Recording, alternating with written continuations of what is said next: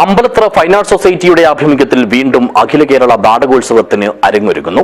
November 28 മുതൽ December 2 വരെ നടക്കുന്ന നാടകമേളയുടെ പ്രചരണാർത്ഥം ലോഗോ പുറത്തിറക്കി. കാഞ്ഞങ്ങാട് പ്രസ് ഫോറത്തിൽ വെച്ച് നാടകരചയിതാവും സംഗീത നാടക അക്കാദമി അംഗവുമായ രാജ്മോഹൻ നീലേശ്വരമാണ് ലോഗോ പ്രകാശനം ചെയ്തത്. This news sponsored by Emmanuel Silks, Kanhangad, Kannur and Thrissur. 2025 November 28 മുതൽ ഡിസംബർ 2 വരെയുള്ള 5 നാളുകളിലായി നടക്കുന്ന അഖില കേരള നാടകോത്സവത്തിന്റെ പ്രചരണാർത്ഥം തയ്യാറാക്കിയ ലോഗോയാണ് അമ്പലത്ര ഫൈൻ ആർട്സ് സൊസൈറ്റി ബുധനാഴ്ച രാവിലെ പുറത്തിറക്കിയത്.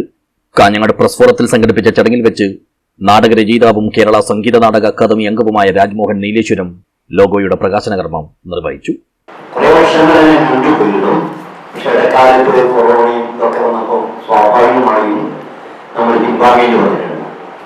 ഒരു 3-4 വർഷമായി വീണ്ടും നമ്മൾ അതിനെക്കുറിച്ച് സജീവമാണ്.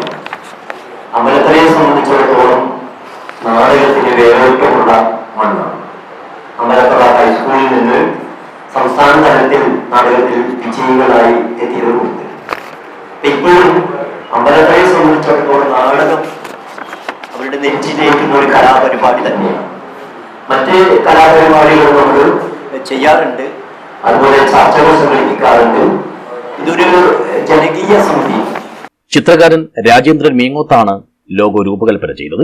Fine arts society president Ambalathara Kunhikrishnan, secretary KV Narayanan, finance committee chairman Raveendran Mungath, സംഘാടക സമിതി വൈസ് ചെയർമാൻമാരായ P Padmavathi, Sarija Babu, media committee chairman Babu Kottappara, convener KA Rahman, Surendran Kombichedukkam, Vinod Ambalathara, Gopi Mulavannur, Rajan Cheruvalam, Divya teacher തുടങ്ങിയവർ സംബന്ധിച്ചു.